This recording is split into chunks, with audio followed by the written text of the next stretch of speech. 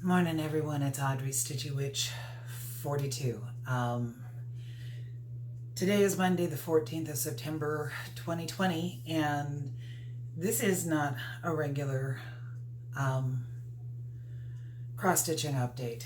This video is going to be all about what I have been experiencing this past week, so it's totally a life update. I may briefly talk cross stitch, but it's going to be in the course of life. If watching a life update video is not your jam, I get it.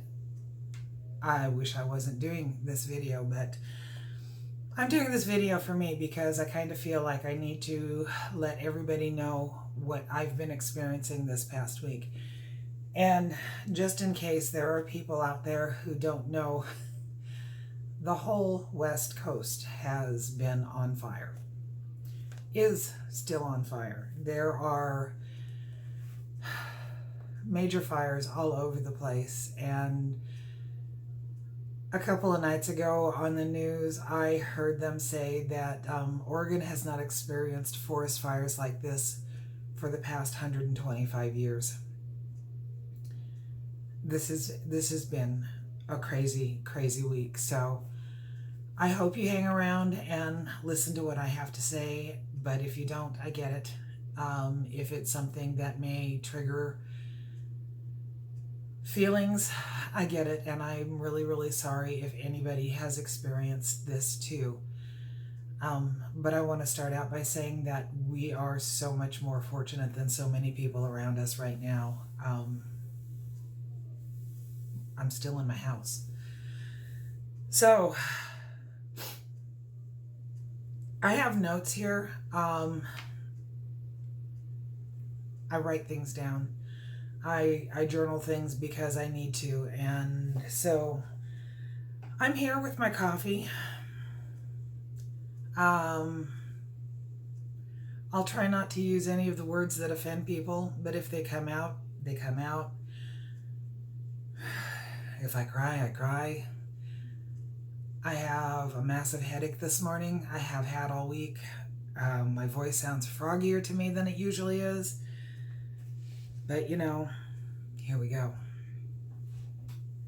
So, today's Monday, the 14th of September. My saga starts last Tuesday morning, the 8th. I woke up and saw that I had a text from my daughter telling me to pack up and get ready to bug out. I don't watch the news. I don't keep track of what's going on, so I didn't know what she was talking about, and I called her. My daughter lives a mile from me here in Silverton. She is a nurse and she works from home. She is a triage nurse for a pediatrics clinic. Her friend Hannah had called and woke her up early that morning and told her to call out from work and to get herself and the girls packed up ready to bug out because the fires were getting close. So Erin tells me this and I hang up and I immediately call Mark because it's what I do. I just woke up. I have no idea what's going on. And I said, humor me. What do I do? And his first reply was nothing. And I repeated myself. I said, humor me. What do I pack up? What do I do? And he goes, everything. Okay. Then he told me that he would be home in about an hour and a half because the guy who does the loading for the paving company, loads the trucks for the paving company, he was having to leave because his house was in direct line of the fire. And as of this point, I do not know the standing of his house. Anyway, shortly after that, Erin and Chris and the girls came over, dropped off a bunch of their bags here at the house, Aaron and my youngest granddaughter Riley stayed with me. Chris and Rowan went back to the house because they have their 2 mastiffs there, and they were going to stay there with the dogs until whatever happened. Mark got home, went directly to his computer and started searching for information to find out what's going on. I had the laundry basket sitting in the living room with all of our clean clothes in it. I had my makeup bag in there. I honestly think that's about all I had accomplished. And when Mark started bringing stuff out of his office and staging it in the living room, it kind of was that moment of, oh crap, this might be happening. This is happening. Oh crap. So I sent a text to work. I told them that I wouldn't be coming in the next day. I sent them photos. The sky had this sick orange haze to it. I mean, just horrible orange haze to it. Mark proceeded to bring stuff down or out to the living room. I went and packed up some more stuff. Aaron and Riley went back home to help Chris and Rowan load their stuff up because the immediate plan was sorry. The immediate plan was to beg out to Chris's mom's house in Salem if that was necessary.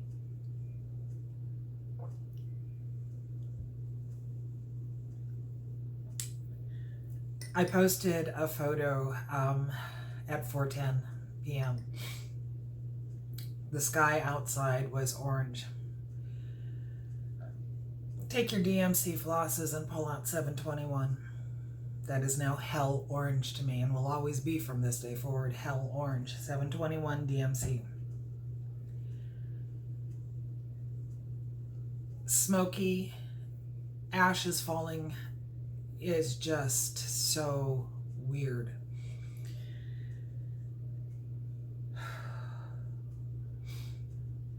We got a call from Aaron later on. They were finished packing. They were going to be over to our house within a half an hour and wanted us to be ready to head out to Chris's mom's house.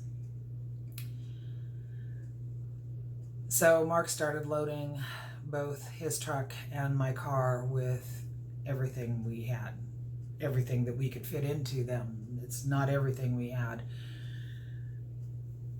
The kids got over here. The granddaughter stayed in the car with Chris. Chris stayed in the car with the dogs because he had hurt his back. Erin was helping us load stuff up, and I asked her to go upstairs and to get my treasure chest.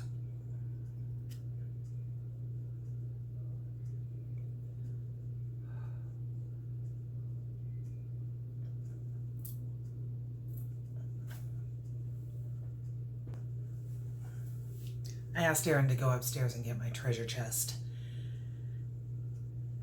It is a treasure chest that Mark made for me, and it houses a lot of family stuff in it, but it has my only pictures of my daughter Sophie. And that was the moment that it really hit that this is bad. This is bad. So we got everything packed up in the car. I went over and I got Chris's mom's address from him so I could Google map it for us. And I told Erin to get in her car and take off. And I said we would be following soon. But we didn't. Mark said he wouldn't leave. We were at level 2. Mark said he wouldn't leave until we had to. And if my husband is not leaving, I'm not leaving. So we stayed home and we sat in the living room, and anxiety level creeped up, and tight chest and stress, and this was to be my life for the next week. I have no idea what or how time flows during this all, but it flows really, really weird. So the following morning I got up, and I only slept maybe 3 hours that night. Mark had slept in the chair downstairs. Really nasty headache. Smoke in the air. It's just horrible. I went outside and I took some more pictures, and while the sky was still that sick orange, it wasn't as intense an orange as it had been the previous day. And I remember somewhere about 10 o'clock or so, I decided that I need to go check Aaron and Chris's house, because you hear stories of people going around and looting, and to be honest, I don't know if that's happened at all, but I wanted to go check my kid's house. So I went and grabbed my keys, and my car was just covered with ash. Not a thick layer, thank God, but covered with ash. And when I opened the door, and you know how when you open your car doors, it pops, that little pop. All the ash started swirling and drifting into the car, and I hopped in as fast as I could. And my windshield is covered with ash, and do not turn on your wipers. I did not. Do not turn on your wipers. I just slowly started driving, and I had my headlights on, and just driving was enough to blow what ash was on the car off.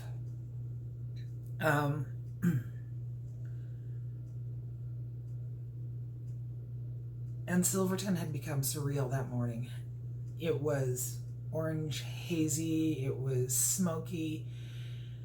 10 o'clock in the morning, I had to have headlights on. There was no traffic anywhere. Creepy, surreal, alien, just...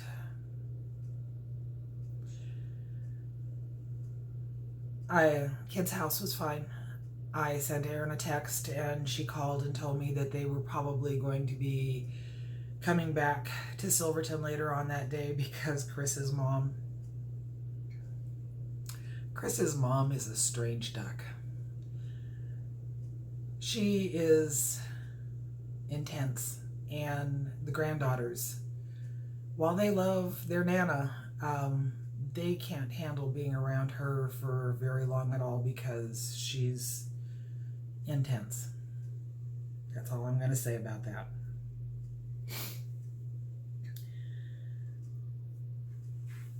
Mark got a call that said that he was supposed to do night paving on Friday and Saturday nights, and today was Wednesday, or that day was Wednesday.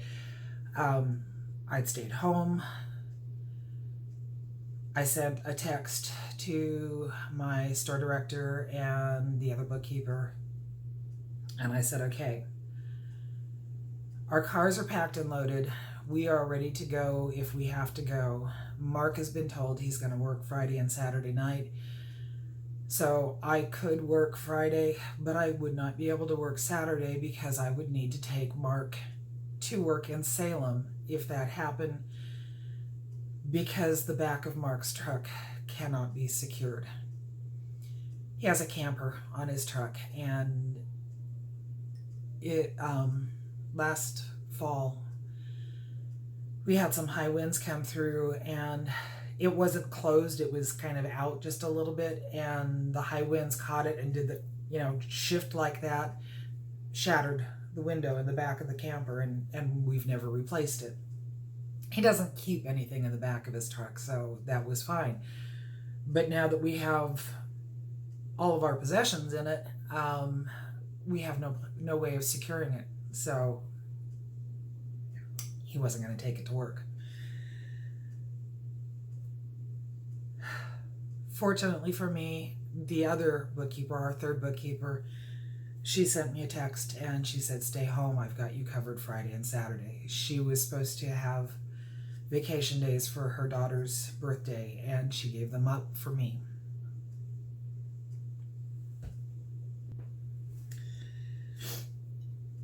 Okay, she gave her days up for me, and you know when people have your back when they do things that you don't expect. Aaron, Chris, the girls came back home Wednesday afternoon. The fires at that point, I think, were still 14 miles away from Silverton. These started out being called the Beachy Creek fire, and it merged with something else and became the Santiam fire. The other one, that one is to the south of Silverton. The other one that we had to worry about is the Lion's Head fire, which was coming towards Silverton from the east. And both of those, as of Thursday evening, was still approximately 14 miles from us. In Silverton proper, where we live, we are on the north edge of town. So the town would literally have to be on fire. And believe me, we're all hoping that it wouldn't get that close, but trying to find any accurate news as to where the fire is at while it's happening, it's almost impossible. They're busy, the firefighters, the emergency personnel, the sheriff's office, the volunteers, they're all out there doing what they have to do to try to keep this fire back. At one point, one of the water trucks from Mark's work was being used to supply water to the tankers. They have big water pits at the gravel pit, and so they were drawing up water from that and going and loading the fire tankers, and that was happening everywhere. I know there were images of farmers who were releasing water into big holding tanks in the ground so that helicopters could get water.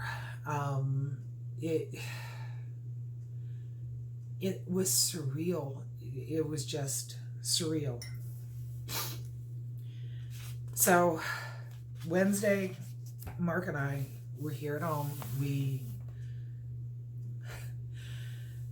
We watched television all day because there was nothing else we could do.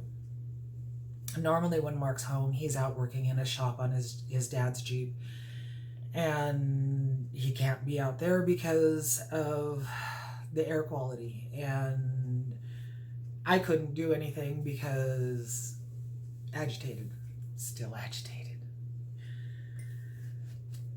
So Thursday,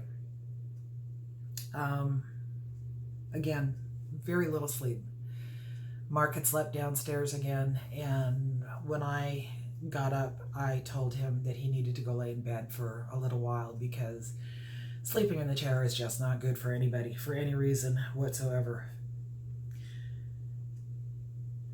The sky is less orange on Thursday,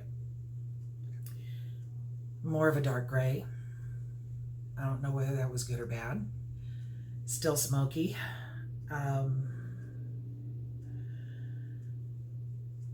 I saw a hummingbird outside, and it was looking for the nectar bottle, the hummingbird feeder. So I got what I had made out of the refrigerator, because I always make it up in advance and keep it refrigerated. And I warmed it up just a little bit because I don't know if cold nectar out of the refrigerator is good for hummingbirds, and I didn't want it to get too hot, so I just kind of let it come up to room temperature and put it out for them. And I was really, really happy to see the hummingbirds at the feeder, but at the same time, I wanted those little birds to go away. We still have 2 friends alive in the rain barrel, and surprisingly, with all the ash, they were still there. They were still swimming around that day. I posted a photo on Facebook and on Instagram. When I went to look in the rain barrel, I saw a spider web, and big old hairy spider in the middle of it. And you know I don't like the spiders. But the spider web itself was covered with ash, and that's something I've never seen before. So yeah, I spent time taking pictures of that. And again, we waited all day long. You know, I kept checking in on Erin and to see how she was, and Philip came down Thursday afternoon. His job, he works for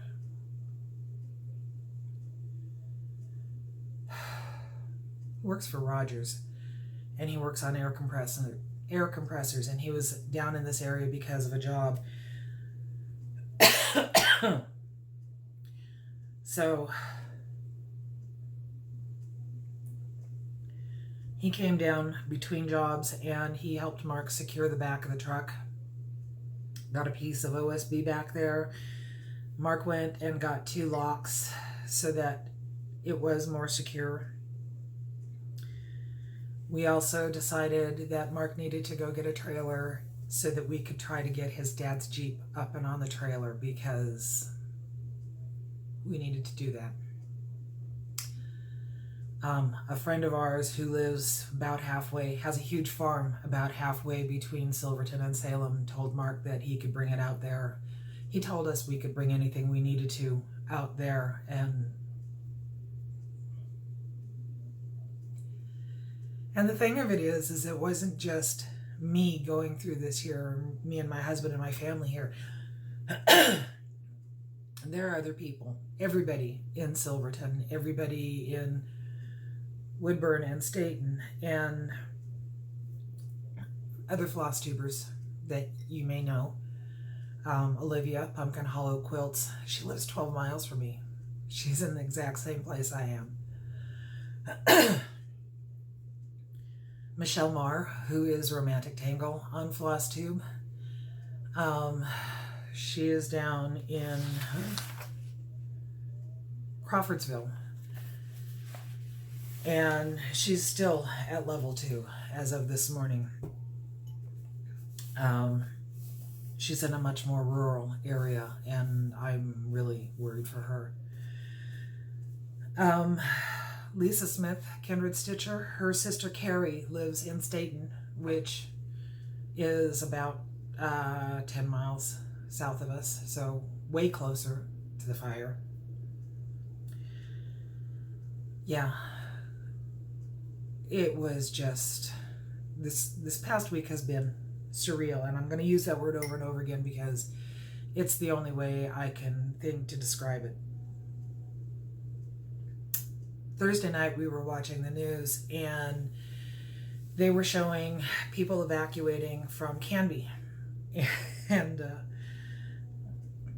this affects me because the streets that they were showing is the route that I would have been driving to go to work if I had gone to work on Friday. And they were putting Canby on curfew from, I think, 8 p.m. to 6 a.m., something like that. I could be wrong. I don't know. things are just really, really fuzzy in the brain. I would have been breaking curfew to drive through Canby the next morning. So I was really happy that I didn't have to go. But again, it was a day of just waiting, and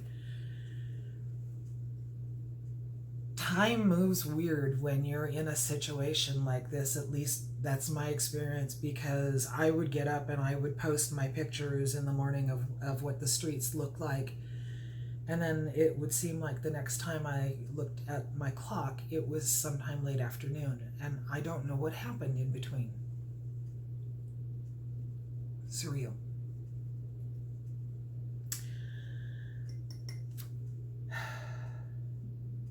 Friday morning, I woke up. Mark was outside and he was working on putting the Jeep on the trailer. So I went out and helped him with that, and then chewed him out for being outside doing that much hard work, because while the skies were less gray and still smoky, maybe a little less smoky, he didn't need to be out there doing that by himself. So my notes on Friday said, no focus. No focus. Yeah. I had, at some point during the week, posted on the Stitchers Coven group that we are doing a Halloween Smalls exchange. I had mailed mine out Tuesday morning, after all this started. Sorry, I had to go have a coughing fit there. I haven't talked this much in a week, and it's amazing how froggy my throat sounds to me, my voice sounds to me, and how dry my throat is, so I went and warmed up my coffee. Tuesday morning, I had mailed out my package for my exchange for the Stitchers Coven. We're cross-stitchers. Priorities. I was going to be damned if what I had worked on was going to burn up and my person wasn't going to get something because of this stupid fire.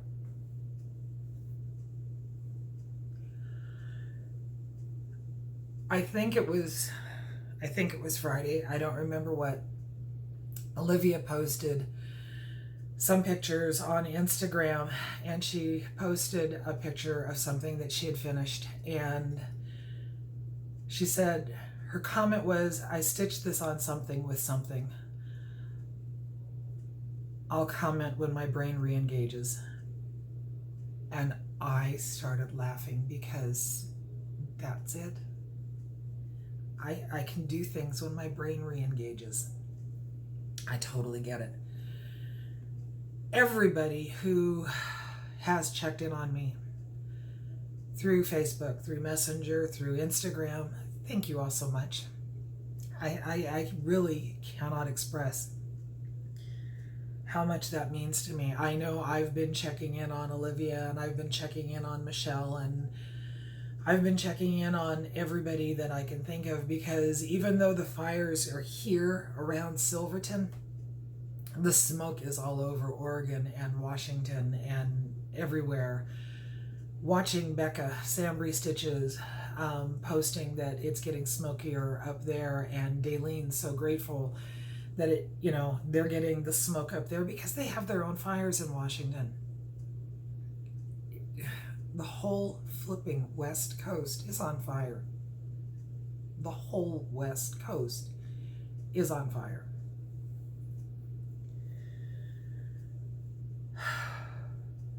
Someone posted in the Facebook group Silverton Connections, which is the local community Facebook page, Zoom Earth, and their real-time photos of where the fires are at, and they had posted where the fires were at Friday, comparing them to Thursday, and the fires actually looked like they had receded slightly from, half a mile slightly from where they were the day before.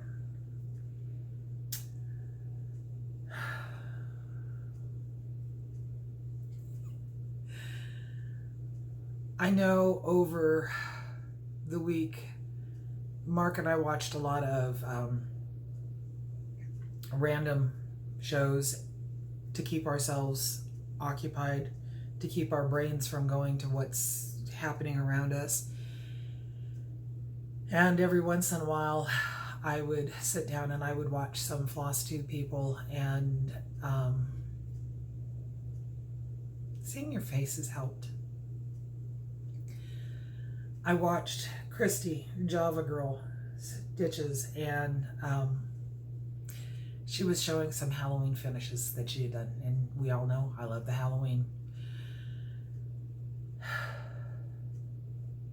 And I thought to myself, I need to stitch something, but everything is out in the car, and I don't want to try to bring anything in from the car because I don't want to get ash on it. And I especially don't want to try to bring in my Afghan, the Halloween Village Afghan, which is what I really wanted to work on,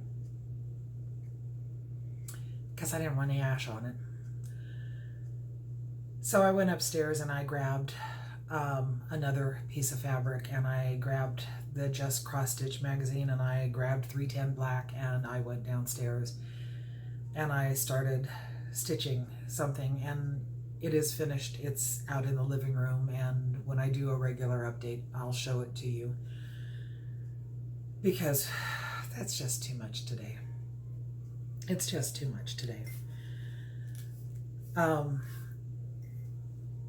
But Friday I took some pictures for myself of the house and where we have things at, and my house is a jumbled up mess right now because it is what it is. Saturday,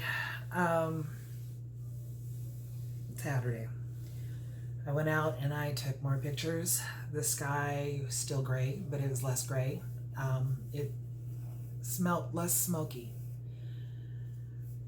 which was good.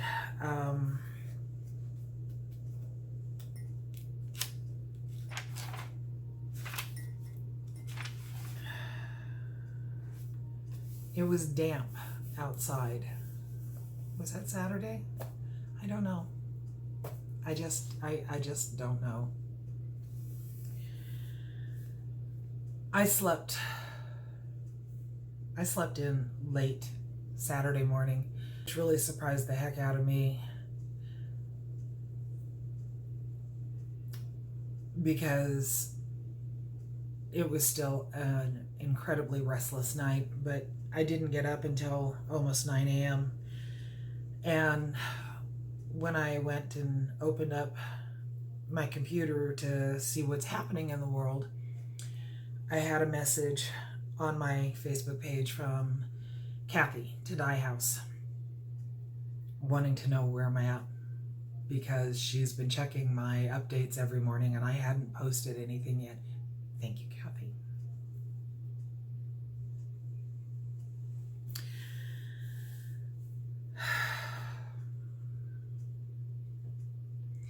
I have been on the verge of tears so much this week, and so stressed out and so anxious, and wondering about my friends and wondering about my family, texting back and forth with my daughter and my son, and messaging to Olivia and Michelle, and getting messages from other people, and you all are my lifeline, because it's been incredibly stressful.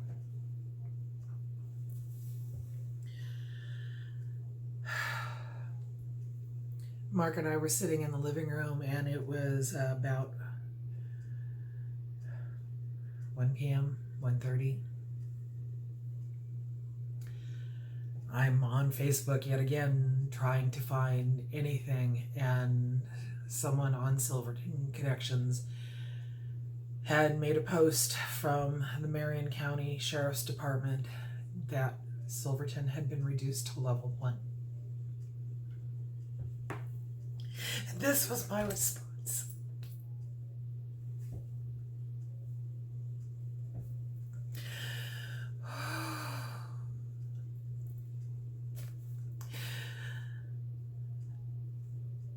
It was like the best of news and still the worst, because we're not out of it.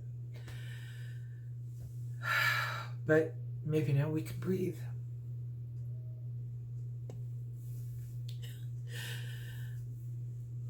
So I started cleaning walls because, you know, we'd taken a lot of pictures down off the walls and had them packed up out in the car. Mark took all my cross stitch off the walls, and it was all loaded in my car. And when you have things that hang on your walls for a while, you get cobwebs and crap behind them and dust. And my house doesn't have air filters in it. It's old. So I started cleaning walls and dusting things and just generally cleaning. There wasn't really much else I could do because, yeah. I told Mark that night that he needed to actually bring our pillows in from the car because they had gotten packed and they were being used to separate some of the artwork in the cars, but I actually wanted pillows to sleep on. So he brought the pillows in and I washed the cases and made up the bed, and it was a simple thing, but it was a big thing. It was a big thing. The other thing that I found in the car that I needed to bring in was my lotion. My Jergens lotion. When we were packing everything up Tuesday, I had gone upstairs and I saw I had left it sitting upstairs by my bed. And I grabbed it and I took it downstairs and I put it in the car. And where I put it in the car, I didn't know. So all week long, while I'd been able to take showers and everything, I didn't have any lotion to put on my legs or my arms. And I was looking at my feet and how dry the skin was on my feet. And I went out to talk to Mark. He was talking with our neighbor across the street. And I opened up the back of my car and there was the Jergens. And I brought it in. Mark laughed at me. He goes, "The look on your face is just this. I get to put lotion on my skin." So yeah. So Saturday morning, I got up and I showered and I lotioned. And, you know, it still didn't feel normal, but I lotioned.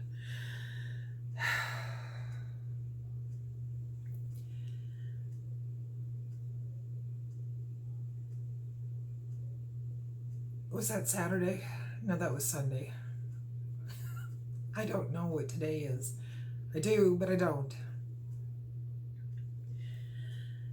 When I went out and took my pictures Sunday morning, I could hear the church bells from Mount Angel. Mount Angel is 4 miles north from us. And so I came in and I wrote a post on Facebook and on Instagram about what I got to do Sunday morning and how thankful I am, because we've been reduced to level 1. We stayed in our house the whole time. We have been anxious and stressful and numb and in brain fog, but we were home the entire time. And my kids are back home and we're safe and our houses are safe. And there are still people that are evacuated that are at Red Cross evacuation centers. And there are people who will not have homes to return to. There are entire cities in Oregon. There are entire cities in Oregon that have virtually disappeared because of the fire.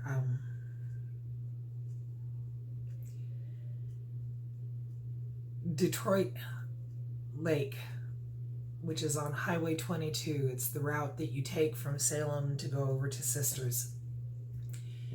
It's the route that Anna Stitch Roadies drives when she comes to Portland. It's the route that we took to go over when we went to Lori McClary's house last year for our stitching weekend. It's the route she takes to come to Acorns and Threads. There are towns along Highway 22 that have virtually disappeared. Detroit, Lyons, Mill City.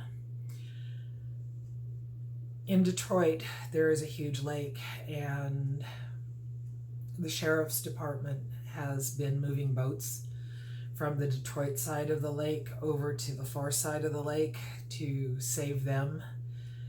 There is a restaurant there that I have eaten in so many times, and there's nothing left of it. There is nothing left of the fire station in Detroit City. My family's safe.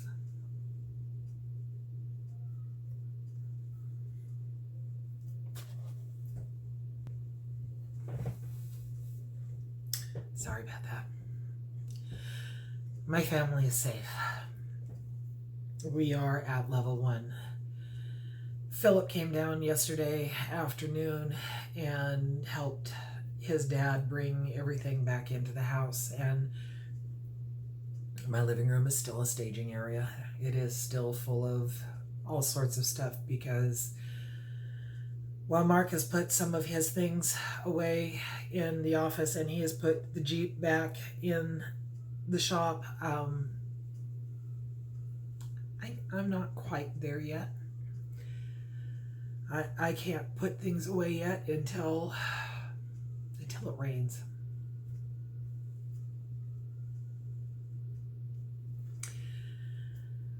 So it's Monday. It is the 14th of September. Sky is still gray. It is less smoky. It is still damp outside.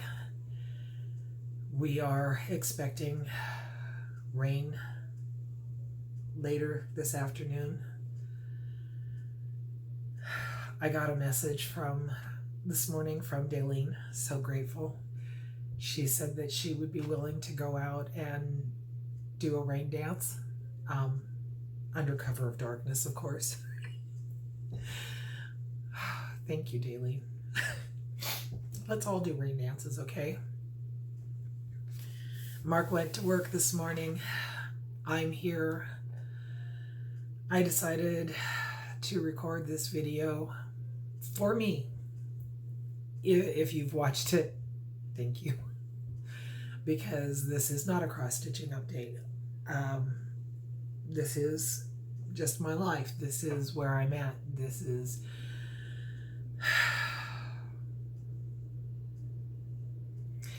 so I don't forget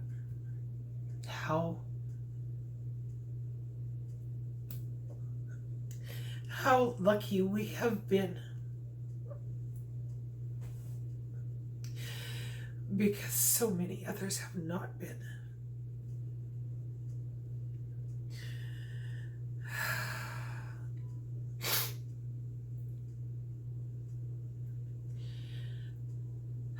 Some of these fires were nature made. Some of these fires were human made. Some of these fires happened because power lines went down and were arcing.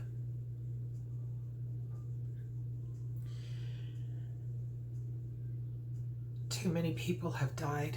Too many people will not have homes to go to.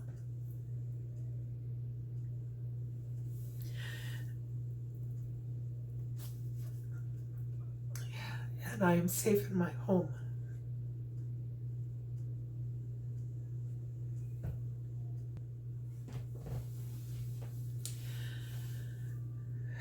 So anyway, if you've watched this far, thank you so much, because this has been hard to do.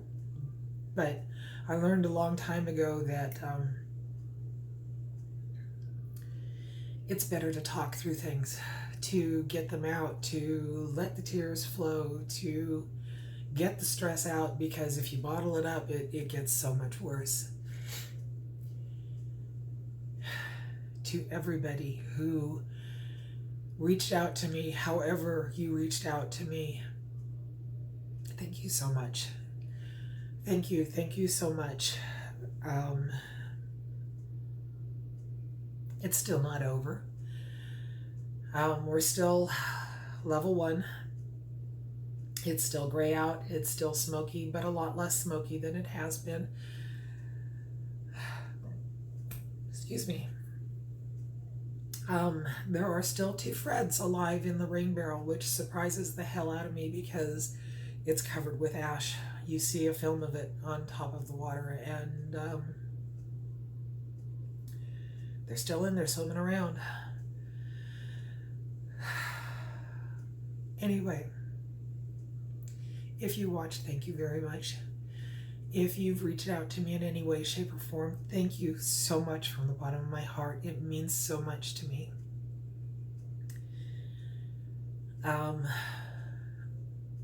I will try to do a regular update sometime soon, but I have no idea when that's going to be. But I wanted to get this out there for me because I needed to. So, thank you, my friends. Until next time, so long.